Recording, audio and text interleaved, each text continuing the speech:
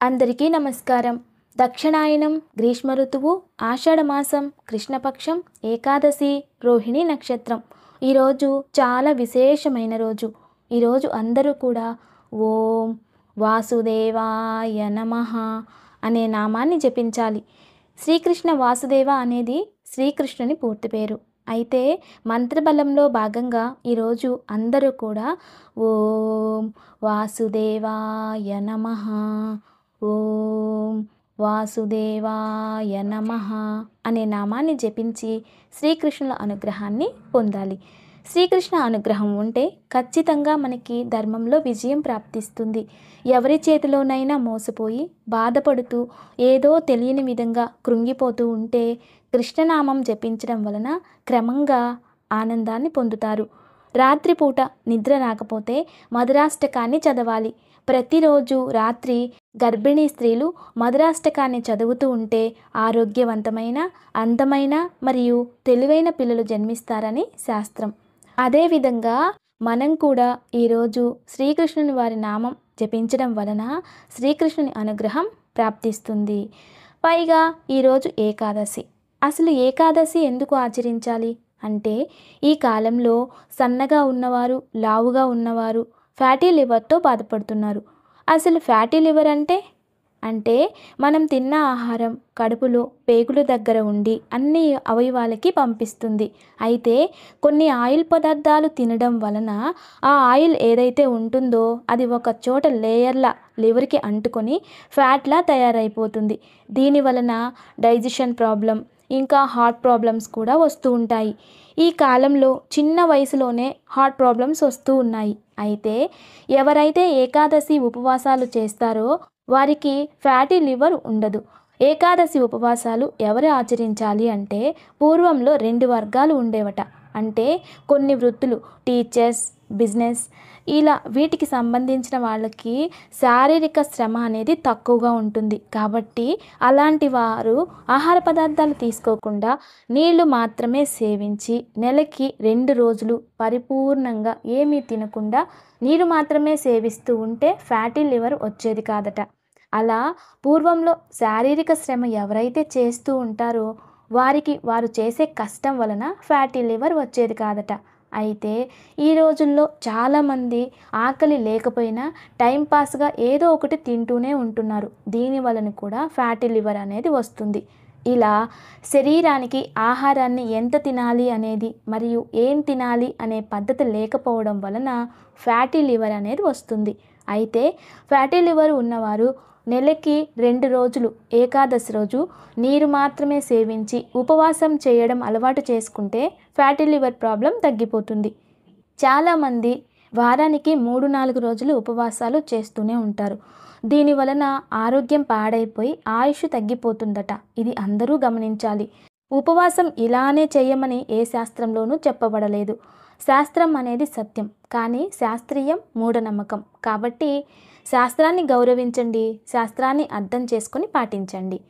ఈరోజు మంచి మాట. ఎవరైనా సరే ప్రతిరోజు బాగుండాలి అనే కదా అనుకుంటాం. అలాగే రోజు ఎలా మొదలవుతుందో రోజు ఎండ్ కూడా బాగుండాలని అనుకుంటాం కదా. అలా ఉండాలి అంటే ప్రారంభం మంచిగా ఉండాలి. అయితే మార్నింగ్ హవర్స్లో కాఫీలు, టీలు తగ్గించి జ్యూసెస్ తాగడం అలవాటు చేసుకుంటే చాలా మంచిదట. అలాగే రోజులో 40 నిమిషాలు వాకింగ్ చేయాలి. ఇలా వాకింగ్ చేయడం వలన ఆయుష్ పెరుగుతుందట. వాకింగ్ వలన హార్ట్కి మంచి జరుగుతుంది. Morning walk good for health అన్నమాట. ఫ్యామిలీ కోసం ఎంతో కష్టపడుతూ ఉంటారు. వారిని సంతోషంగా ఉండడానికి ఎంతో కష్టం చేస్తూ ఉంటారు, ఎంతో సంపాదిస్తూ ఉంటారు కూడా. కానీ ఎన్ని కోట్లు ఖర్చు పెట్టినా ఆరోగ్యాన్ని మాత్రం కొనలేరు కదా. కాబట్టి ఇంట్లో వారందరూ కూడా ఆరోగ్యంగా ఉండాలి అంటే మంచి ఆహారం తీసుకుంటూ, ఆహార నియమాలు పాటిస్తూ, వ్యాయామం అనేది ఖచ్చితంగా చేస్తూ ఉండాలి. చాలామంది పిల్లలకి ఉదయం పూట పాలు తాగడం అలవాటు చేస్తూ ఉంటారు. ఇలా చేయడం వలన వారు మందబుద్ధులుగా అవుతారట, తెలివితేటలు తగ్గిపోతాయట. కాబట్టి ఎప్పుడు కూడా పిల్లలకి నిద్రపోయే ముందు పాలు తాగించాలట. అయితే ఇంకా చాలామంది ఇంటి సింహద్వారం పైన కూర్చోవడం, దానిపై తలపెట్టి నిద్రించడం చేస్తూ ఉంటారు. కానీ అలా చేయకూడదట. ఇలా చేయడం వలన అనేక విధమైన వ్యాధులు వస్తాయి. సింహద్వారం అటువైపు ఇటువైపు ఉండి ఏవైనా తీసుకోవడం, అందిపుచ్చుకోవడం లాంటివి చేస్తూ ఉంటారు. అలా కూడా చేయకూడదు. దీని వలన హార్మోన్స్ బ్యాలెన్స్ సరిగ్గా ఉండదట. ఆలోచించే విధానం కూడా సరిగా ఉండదట. అందుకే సింహద్వారంపై కూర్చోకూడదు. ఇది అందరూ గమనించాలి. ఇలా కొన్ని పాటించడం చాలా మంచిని చేస్తుంది. అందరూ కూడా సాంప్రదాయాన్ని గౌరవించండి, సాంప్రదాయాన్ని పాటించండి.